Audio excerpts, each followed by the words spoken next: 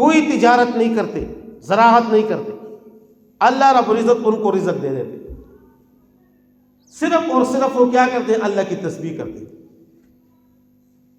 آپ خود اندازہ لگائیں، جب انسان اشرف المخلوق ہے، یہ اللہ تعالیٰ کی عبادت کریں گے، تھوڑی بہت محنت کریں گے، تو اس کے رزق میں اللہ رب العزت برکت نہیں ڈالیں گے۔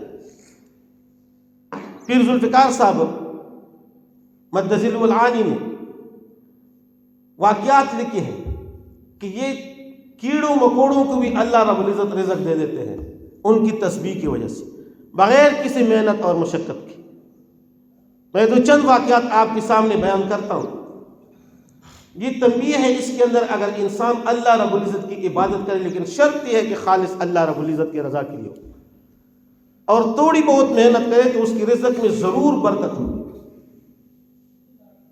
پیر صاحب فرماتے ہیں کہ ہمارے ایک دوست تھے، ڈاکٹر تھے، فرماتے ہیں کہ وہ اپنی فیملی کے ساتھ کسی پہاڑی علاقے پر چلے گئے چکر کے لیے۔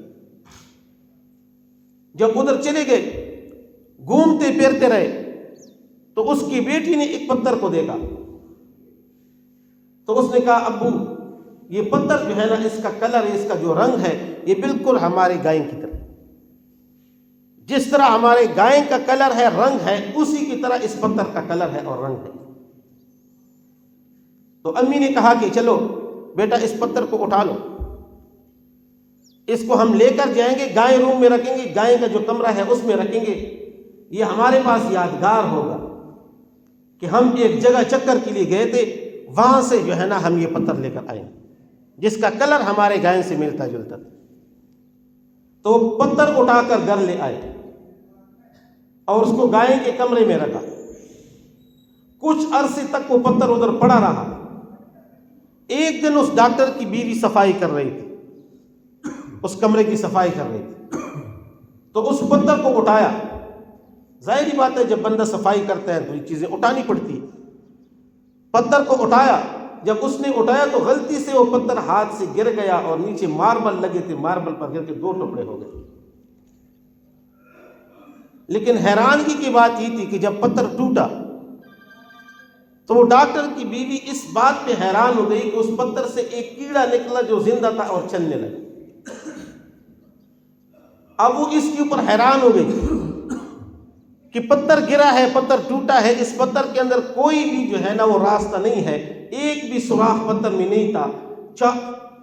ارد گرد اس کو دیکھ لیا، اس کا جو ہے نا دیکھ لیا اس کو کہ اس میں تو کہیں سے بھی سوراخ نہیں ہے۔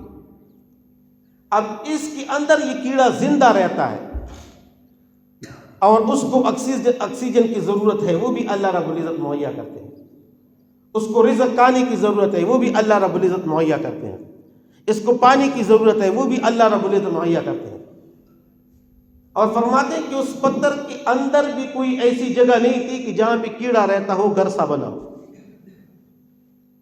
بالکل سیدھا پتھر تھا اور اس پتھر کے اندر کیڑا رہتا ہے اور اس کو تمام ضروریات، حیاتی ضروریات، زندگی کی جو ضروریات ہیں وہ ساری کی ساری اللہ رب العزت پورا کر دیتے ہیں، اس لیے کہ وہ اللہ رب العزت کی تسبیح کرتے ہیں۔ تو یہ حشرات الارض کو اللہ رب العزت تسبیح کی وجہ سے رزق دیتے ہیں۔ تو انسان جب اللہ رب العزت کی عبادت کرے گا خالصتاً اللہ رب العزت رضا کے لیے اور تھوڑی سی محنت کرے گا، اس کے رزق میں برکت نہیں ہوگی۔ ایک دوسرا